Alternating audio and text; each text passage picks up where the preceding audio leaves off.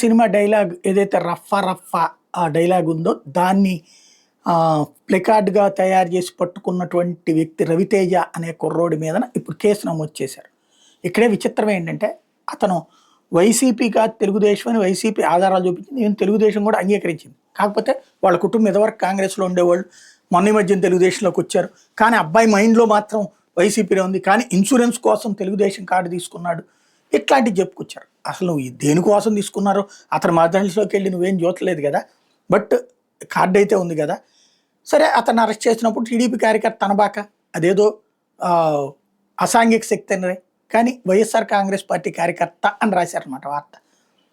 YCP మీటింగ్లో తెలుగుదేశం వాడు ఎందుకు పట్టుకుంటాడు? మరి తెలుగుదేశం అతని కార్డు ఎట్లా వచ్చింది? ఇది అసలు పాయింట్. కాబట్టి ఇక్కడ ఏంటంటే మన రాష్ట్రంలో పత్రికలు ఏది రాస్తే అదే నిజమని నమ్మేటటువంటి అమాయకత్వం ఉంది. కాబట్టి తెలంగాణ ఉద్యమం టైంలోనే అలాగే చేశారు, ఇప్పుడు అలాగే చేస్తున్నారు.